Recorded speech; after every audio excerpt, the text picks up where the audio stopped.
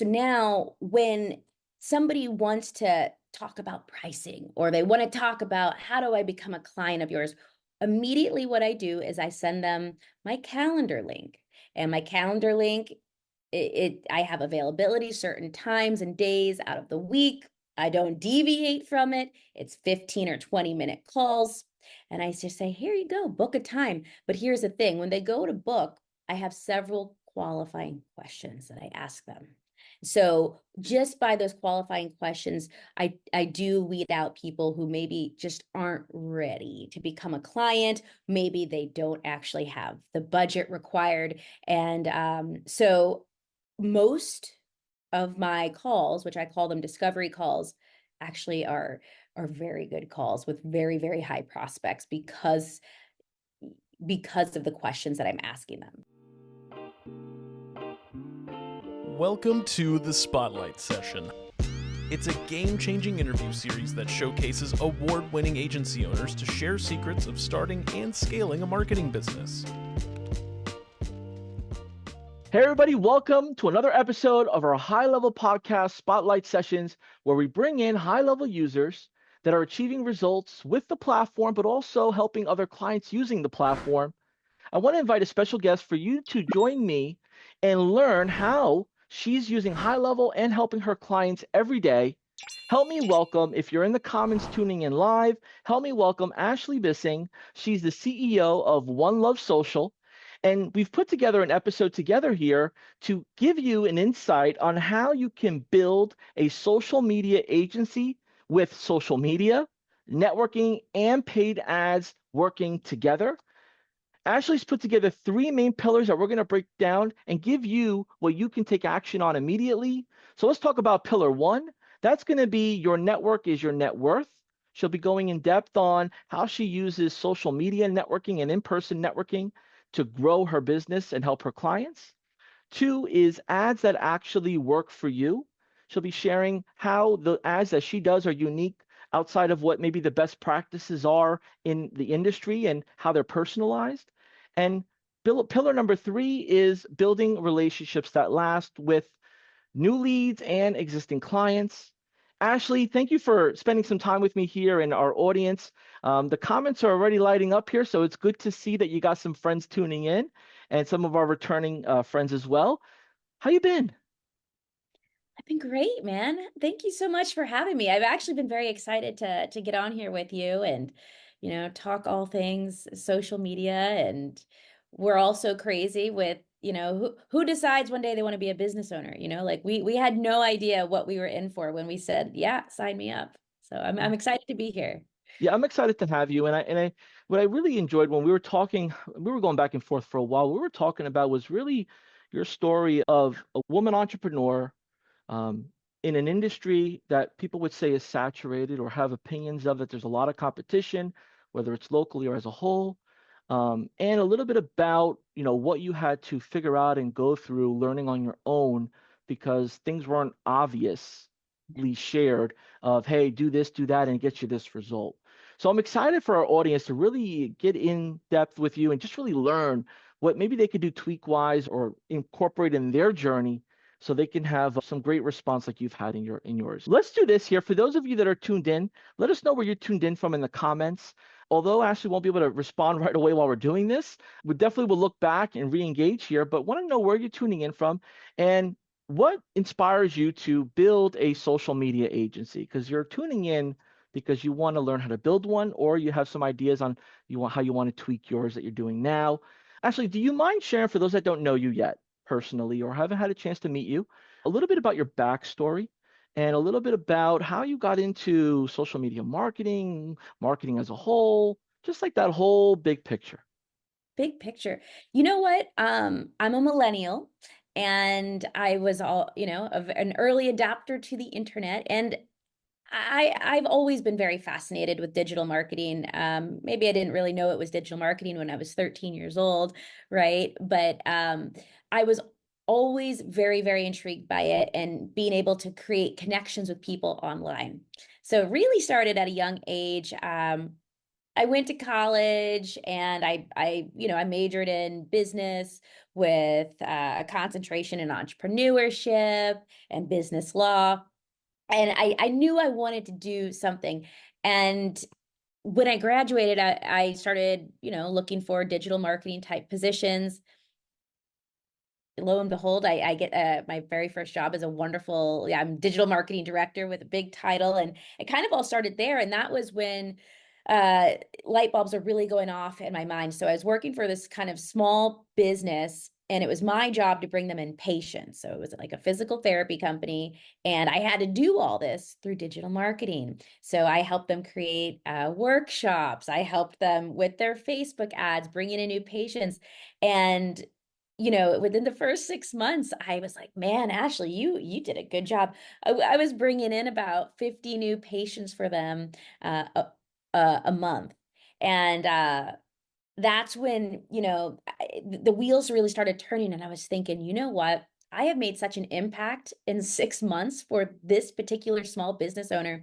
I said, I could probably do this for several. And I understood that I had, this magic now. I had this power with marketing. Marketing really, you know, you don't have to do it for just one person. And so I did end up, I worked for a little bit longer. I had a couple other, jobs where I was digital marketing director or manager. And yeah, one day I just said to myself, I think this is it.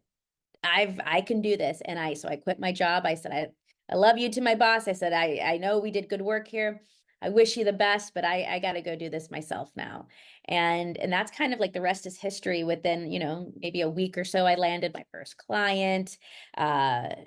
Did a great job. That client tells another one. Before I know it, it's no longer just the Ashley Bissing show.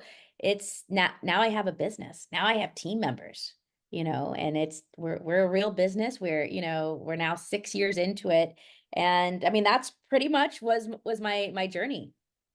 Wow. And I think not everyone has the luxury or the plan mapped out so well that they'll start somewhere, learn, and then grow, and then go on to their own entrepreneurship.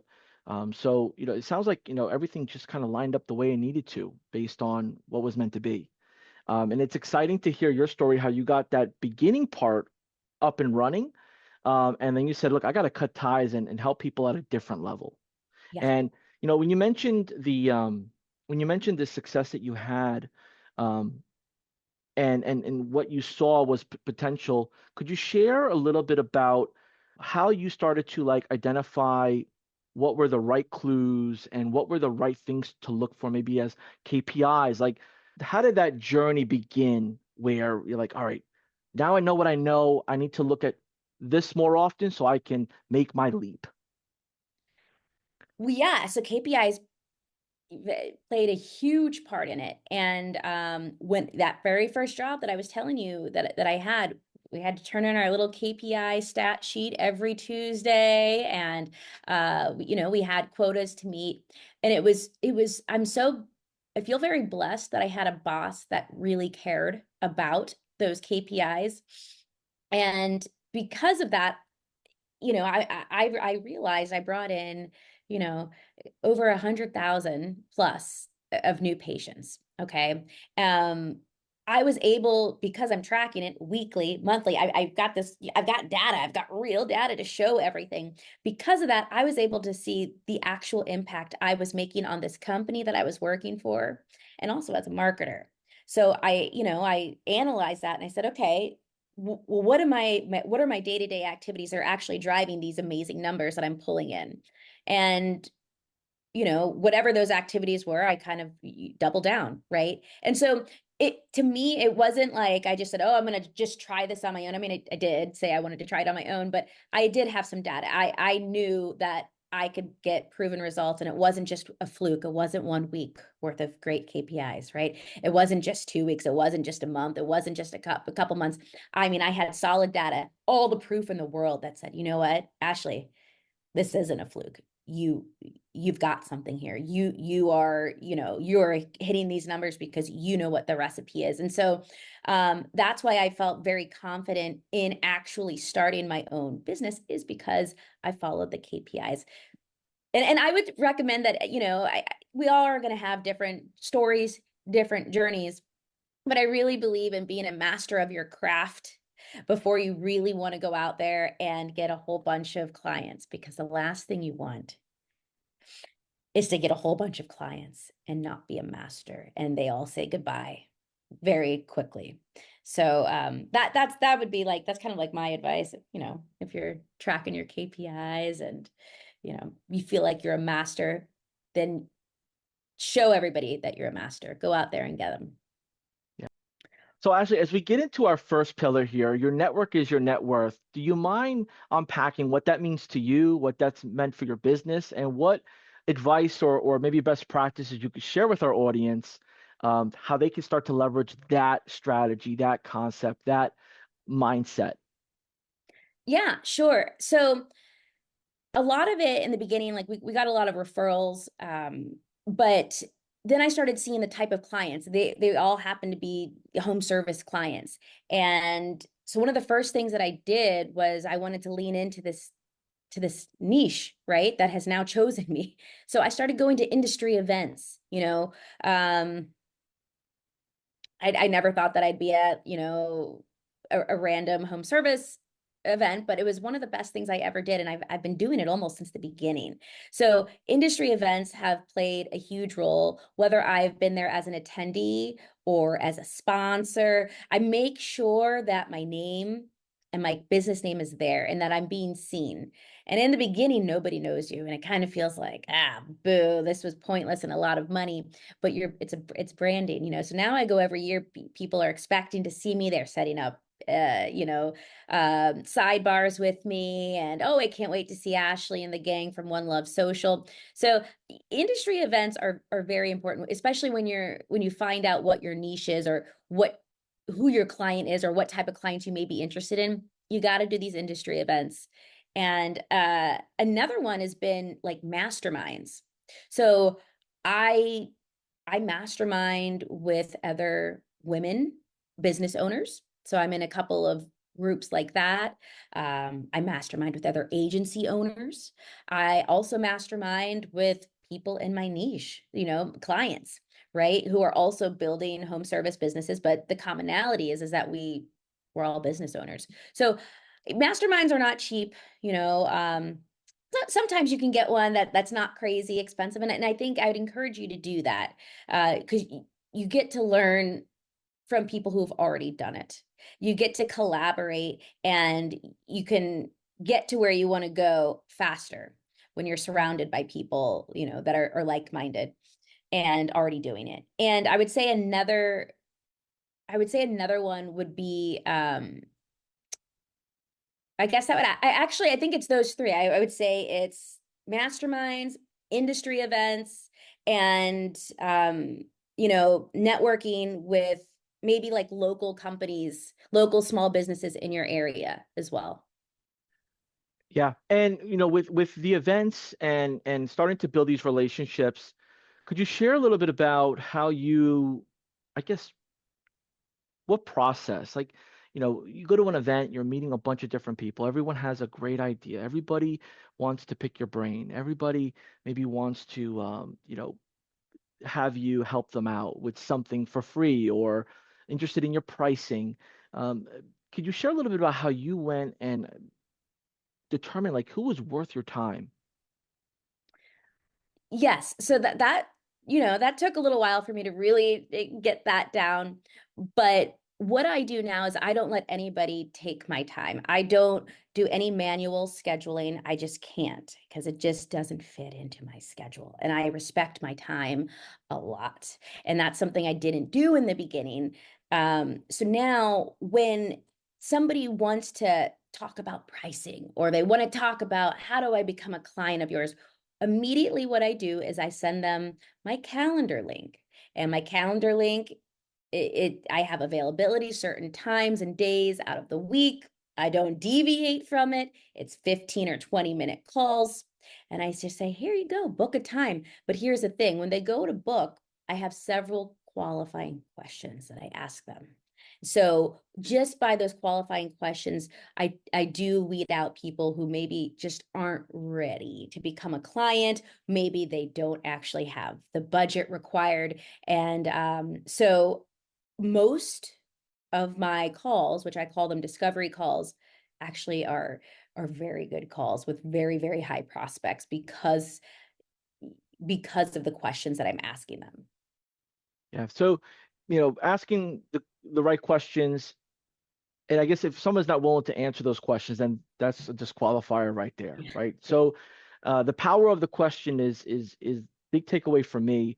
When it comes to separating people that you partner with or you accept other people in the industry referrals from or establishing those relationships, could you talk about how you started to build that network of people that although they were in marketing or maybe they perceive that you may be some sort of competitor, how did you maybe make them realize, no, I'm actually a resource and here's how and why?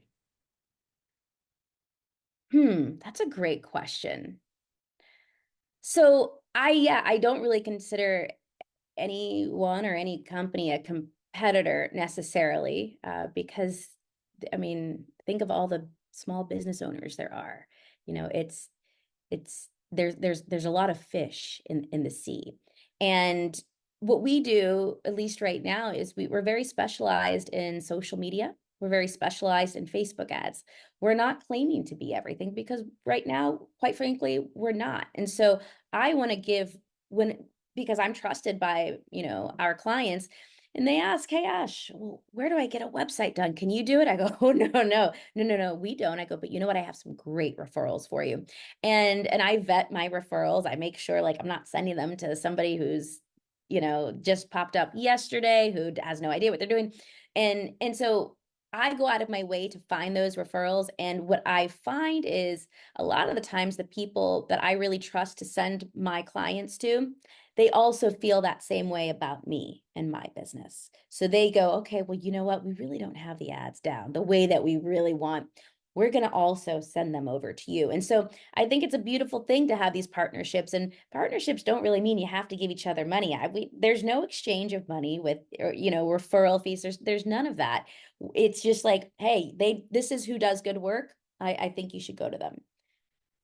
Yeah, and there are for small business owners, right? There's chambers of commerce. There's, other groups that are either, pay a fee essentially to, I guess, mastermind at a small business kind of level of, other like-minded small business owners. Maybe they're not niche specific. But to what you have shared here with building those relationships where there's not a, fee or it's just organic. It's, hey, you pass it to me, I'll pass it to you, and we'll see how that flows. Um, can you share a little bit about from the beginning how you started to build your network from the early stages to the tweaks and the changes you made between? What does your network look like now, maybe a few years later after what you've learned? And maybe what tip or best advice that you would give a listener based on your experience on how they can maybe bypass some of those learning curves that you later realized? Well, it's funny. It looks very similar today as what it did in the beginning, just more intentional. So I used to slide into people's DMs and say, "Hey, I see that you're offering these services. I offer these. Like, So I still kind of do that. I feel like people reach out to me more, but now I have like a Google spreadsheet of all of our partners. You know what I mean? My team has this Google spreadsheet with all of our partners that says, "Hey, this is we recommend, these people for websites. We recommend these people for SEO." And, if somebody's really interested in like LinkedIn ads, which isn't something that we're really doing right now, let's lean them towards here. So it's I wish I could say it's like night and day. It isn't. It's just way more intentional. And right now, like we have the organic side, like so we have competitors that we refer to and vice versa. We also have JV partnerships as well. So people within our industry that we're in, like within home service, we've teamed up with some manufacturers, distributors, and we say, "Hey, look, we can help you push your product, right? we know that you need to have more clients to get the product. Well, guess what? We get the leads for those clients. And if you send them to us, this is, we'll give them a nice break. We'll let them have a free setup or something. So we try to incentivize JV partners, also like competitors. I'm trying to think what else, but I think those two are the biggest ones, and we get a lot of leads from both sources. And I appreciate you sharing that because, the examples are key from the spreadsheet, intentional, categorizing, who are we going to stand by? Who are we going to, refer with confidence? So everybody's aligned. Definitely that the JV partner mentioned, I'm thinking right off the top of my head, potentially like, a t-shirt company or perhaps maybe a business attorney, right? Like how could we essentially help them with our strategy to get their types of clients and then build our own kind of network of how we bring them through the client journey, customer journey. So I appreciate you sharing that. And then the trade show events, and just kind of building your brand. So Yeah. those are my takeaways. For those tuning in, what's one or two of your takeaways from building your network and your net worth? Where do you see yourself maybe incorporating something that you haven't done before, or where do you see maybe refining something that maybe you've tried and it just didn't work as expected? Let us know in the comments below. I want to jump into pillar number 2, Ashley, which is ads that actually work for you, right? And there's so many ways to unpack this, and what we don't want to do is go into the strategy because that's always ever changing. But could you touch on the core principles when it comes to how your business is displayed online from an organic, and then how you turn that into investment with paid ads? And what's that story that you find yourself sharing a lot, whether in your local community, online, or outside of your state? What does that look like when we talk about ads that actually work for you? Well, we do a lot of organic social media. And what I like to do is I like to see what resonates with the organic stuff. So, there was I'm actually thinking of an example for you guys. There was a picture of me next to a Santa Claus. And it was just a cute little action shot. It was actually a very impromptu picture, but I used it as a post. I was kind of talking about, you know, a specific topic for this niche. And we just had, I wasn't, I, to me, I didn't think it was the best post I've ever made in my life, but we had so many comments on it. We had so much engagement. And what that told me was, you know, a picture, like a kind of like a lifestyle, like fun picture like that, actually, that might work in an ad. And so what I like to do is I like to kind of test some of the material out on social, see the reaction that I get, and then somehow turn that into an ad.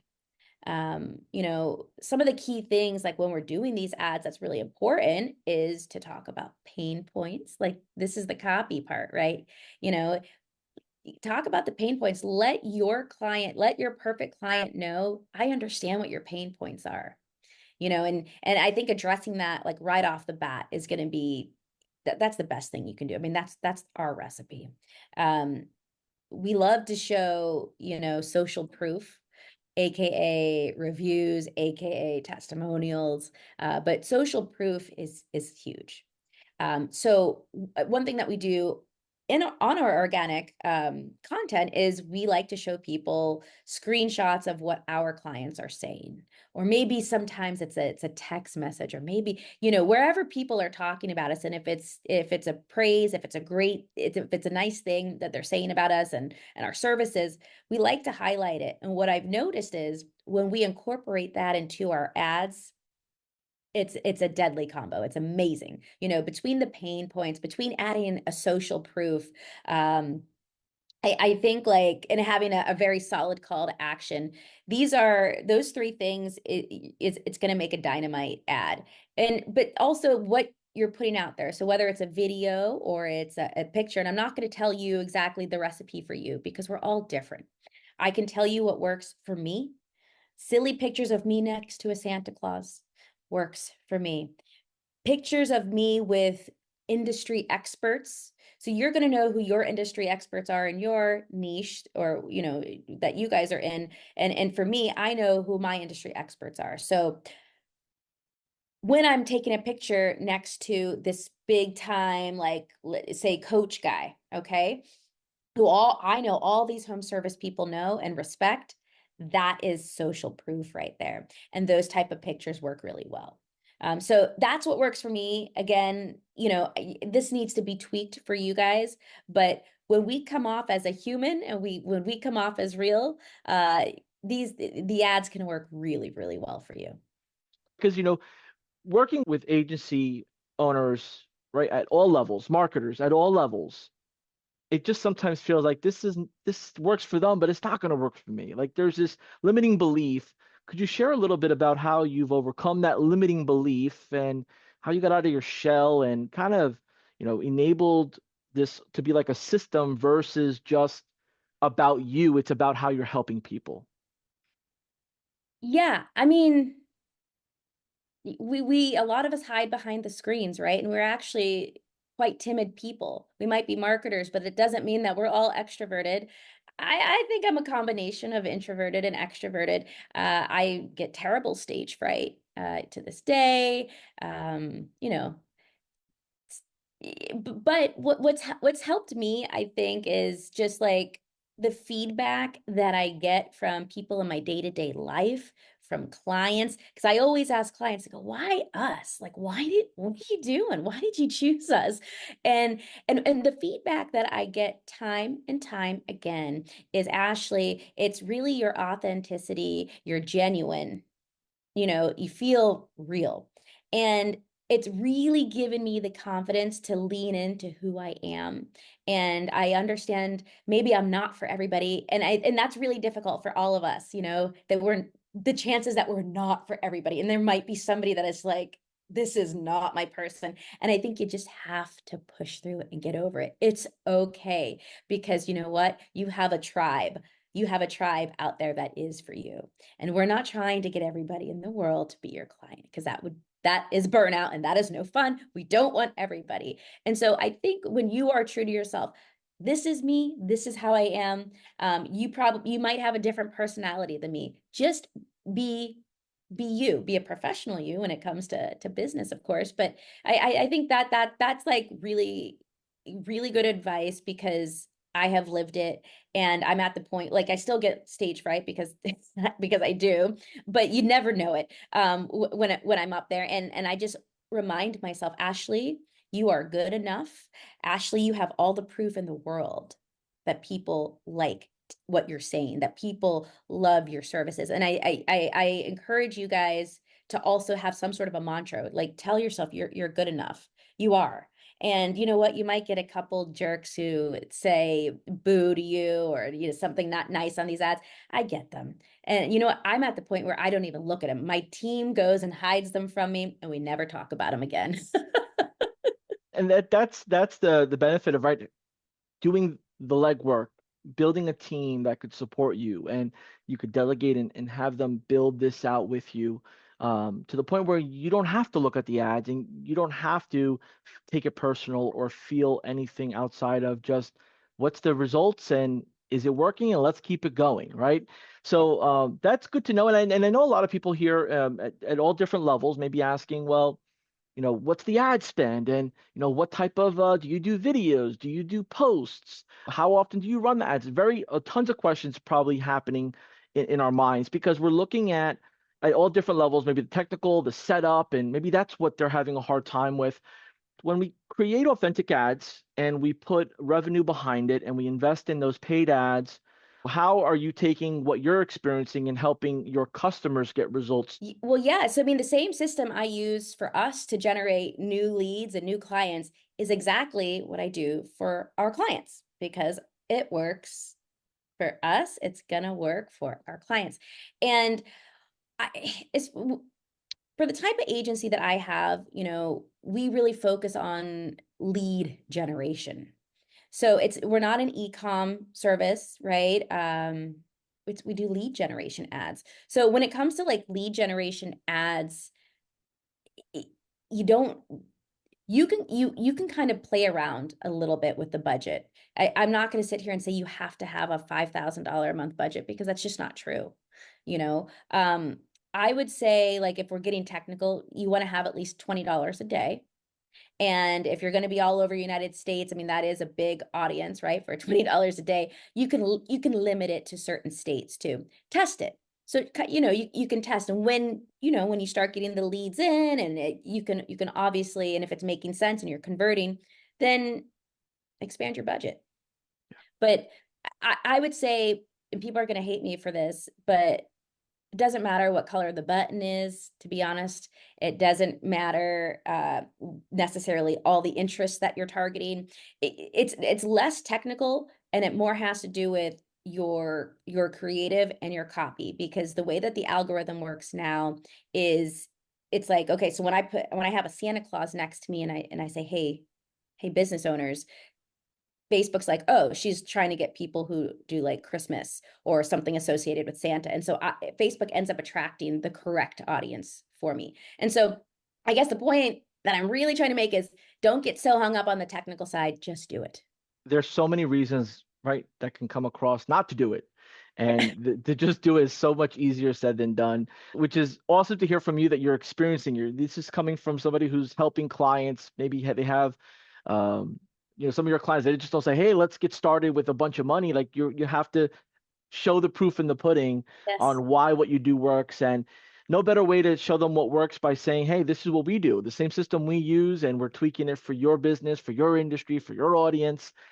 The framework is what's working. So, when it comes to you're attracting these clients, and you're a high level user, could you share a little bit about how you use high level when you have the ads dialed in, you have leads coming in?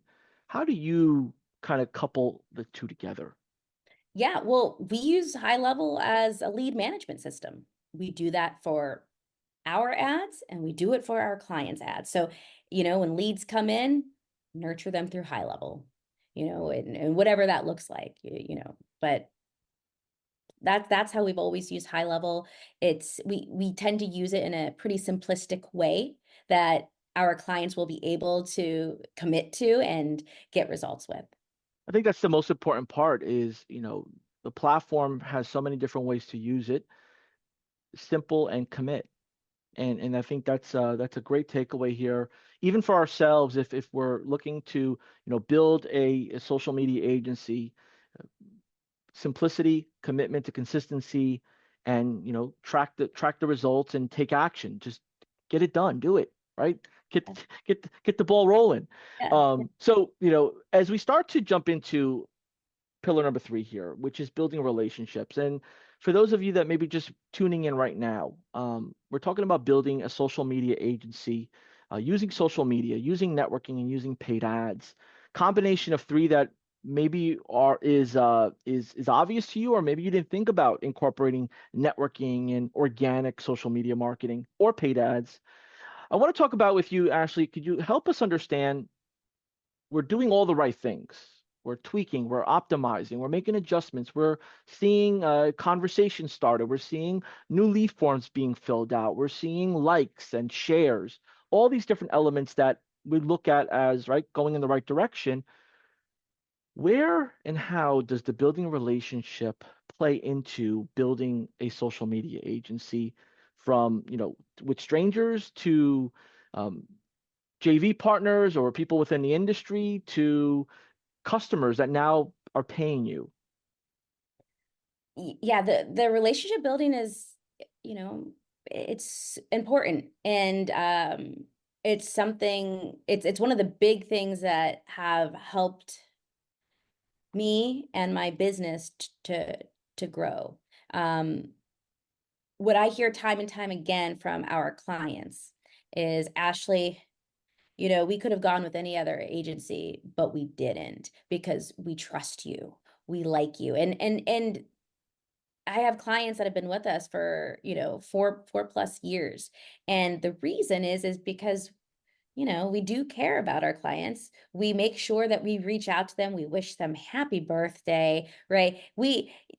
we send funny gifts to each other and in Slack, so we have all of our clients in Slack. So it's not just this transactional thing that, every month you got to pay us this money. It's not a transactional thing. We're their partners with through everything. And there's some clients who prefer not to talk to us. That's okay. We don't hate them for it. But the relationship building has just been so key, because now these clients feel like they have a marketing partner. That's us, and that's a really tough bond to break. And it's a tough bond to try to beat. So I'm sure, they get asked by other marketing agencies, come here and, we'll give it cheaper, well, whatever, but they're loyal, and it is all about the relationship building. And I'm like that in personal life too, but very much so, and intentionally with our clients. Yeah. And, when we talk about building relationships, I think about what you mentioned just before, which is Slack, right? Um, Building relationships today, using your agency, your business as the example, could you share a little bit of how you're dividing that, where your staff is not being overwhelmed, where you're able to respond promptly and set the right expectations and not like, can you share a little bit about how you incorporate that building relationship versus having a cup of coffee or calling them or texting them from your personal phone? Right, because do not do that. So it comes down to like core values too, right? So we have SOPs for our team. It's a non-negotiable. Okay, they must be in Slack 2 times a day, and what I call it, clearing a conversation. So they got to clear it, and clearing it means addressing anything that maybe a client said something or asked a question. You get to it right away. It could also mean, man, I haven't talked to this client in weeks, but I'm checking the conversation every day. Nothing's going on. Well, that's your cue. Hey, guess what? This is what we just did on your account. And did you notice you got more leads? And it's because I did X, Y, and Z. And so we're being proactive with our communication. And we have I could go into this because I love Slack. We have reminders sent out to our team. Oh, it's time. Get in there. Yeah, could you share how much automation, how much delegation, could you share how much proactive strategy you have versus just naturally typing in a message as well? Yeah, sure. So let me be clear with the automated messages. Typically, those are reserved for all internal team chats. Um, the only the only time we'll send out an automated message to a client would be maybe an announcement that we're making to clients, all around, or it's maybe a 2-week check-in. We do say, hey, haven't heard, but it might not make sense, right? But so the timing is very important, but we do have one where we allow our account managers to say, after 2 weeks, if they haven't heard from a client, to automatically send out a text that says, hey, haven't heard from you. This is what's going on the account. It just kind of prompts them to go ahead and schedule that. But it's definitely a hybrid, like most of the time it's real human interaction and them understanding, okay, well, let them know what went on in their account today. And, you know, Yeah, the also, reason I the being reason I mentioned. mindful. Mhm. Oh, sorry. I was gonna say, also being mindful that there are some clients that don't want to talk. And so sometimes you don't want to poke the bear either. And when you're sending all these weird automated stuff, like text messages, it's going to end up poking the bear, and they're going to just say, forget it, just stop. Yeah. It becomes overwhelmed. Yeah. And sometimes I've experienced that myself where it's like the good intention is reaching out and over delivering and sharing the wins, and they are still trying to run their business. So there's this, it's like this fine balance of, right, taking notes. Could you Yes. touch on a little bit about the notes process you have, or recommendations on a good starting point of taking notes, and what is good and important to know? Because if you're an analytical thinker, maybe you're going too deep. You're writing a page of notes. If you're a big picture thinker, maybe you're writing, some high level notes. Like, what does that look like in your experience serving over 200 customers, variety of different types of in the home service industry? We have tweaked this quite a bit. But well, most of our clients are blue collar and they've got things going on, and so they want a quick snapshot. So what we have now, because we were doing long reports, we were sending PDFs, and what we saw is like we put all this time and effort into it, and it didn't work for our clients. They didn't even care. Okay, so what we now do is we'll send a snapshot every month. It's just a text in Slack. It says how many leads they got. It says how many, what the cost per lead was. If they're doing organic social with us, how many posts, the most, the post that got the most engagements, the reel that got the most views. So we're just giving quick little snapshots so they could read it within 5 seconds ago. Okay, cool, everything's good. At one point, we were experimenting with doing Loom videos and explaining to clients and getting really excited about it, doing like 1 to 2 minute Loom videos talking about what went on in the account for that month. But what happened is I went into Loom and I saw that these were not being viewed.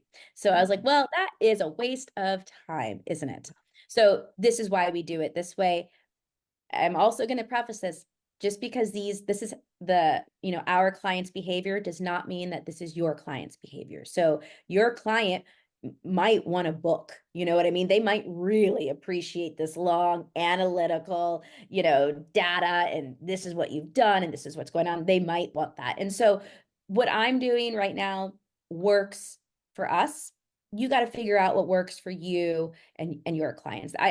But everybody needs stats. I mean, that is, at the end of the day, everybody wants to know that they're doing okay and Yeah. that their money's going, to the right place. Absolutely. And I go back to the summertime. It's where summertime people are out at barbecues, they're out and about, they're enjoying time, and there's always somebody in the group that does some sort of marketing, social media, something, and they say, "Oh, what do you do? Oh, I could do that for you. What do you pay? Oh my gosh, you pay that?" And then, I'd call it like, Fire Mondays. You get a bunch of calls or inquiries like, "Hey, what am I paying for? What am I getting?" All that thing. And I started to realize in my personal experience that that's where the relationship really kicked in, because yes, they'll have a question. Maybe they'll want to get some clarification on what are they paying because somebody they know or they trust, shared some insightful eye openers. But maybe they're not reading the updates like you mentioned. Maybe they're not Right. watching the looms like you mentioned. So sometimes it's that relationship where you kind of just resync with them. Yes. With building relationships, what should our audience be aware of as they're growing from their first customer, their fifth customer, their 15th customer, with building relationships, and how that starts to change pretty quickly, like you've experienced? Just stay consistent. Don't stop. And you're going to know that you're on a roll when you start getting those reviews, right? The reviews, those Google reviews, the Facebook reviews, wherever you're getting your reviews, that's going to be a very good indication that what you're doing is on track, or maybe what you're doing is not. But just keep leaning into it. Make these, building these relationships, somehow make it a part of your core values, and make sure that your team is very invested in it too. And if a team member isn't following your core value when it comes to building these relationships, and they're going to need a talking to, right? Because you're not all on the same page. But it's one of those things that you never stop doing. You continue and always build the relationships. Awesome. Well, actually, I appreciate you, just workshopping this with me and just sharing, what you do and how you do it and your evolution, your story. It's so important that we bring high level users like yourself in, because people want, right, what's already been done. Like, how can I do that too? How can I get a piece of those wins? And you had said it earlier, there's enough small businesses out there that need help, that maybe don't know one of our audience or a few of our audience members exist, don't know that there's someone super local that can help them in person, and they're willing to pay the premium. So there's so many different elements around building your network, right? Promoting yourself organically with paid ads, and then taking all of those results and making solid relationships. Actually, as we wrap up this episode, could you close us out with some remarks on, and maybe something, Ashley, as we close this out, you mind closing us out here with some remarks? Yes. Just as you were just speaking right now, I was really thinking the mindset of abundance is so big. And when you start thinking in abundance mindset that there are so many small businesses out there that I can serve, you stop worrying about the competitor over here. You stop worrying about, oh, this person's showing up on social media better. It's you against you, and there is so much opportunity out there. It doesn't matter if there's another 100 agencies that open up right next door to you and serving the same clients. It doesn't matter, and when you can think that, I think it's limitless where you can go. Thank you so much. And to our audience, on that note, double mic drop. If you have any questions, throw them in the comments below. If you're not yet a high-level user, jump on. We have many more folks like Ashley and her team that are using high-level that you can learn from, network with at our events, and start a business, whether it's social media marketing or refine your skill set. Ashley, thank you so much for hanging out with me and sharing your story and sharing some best practices from your business. Looking forward to see you at one of our events in the future here. And that's all we got, folks. Thanks.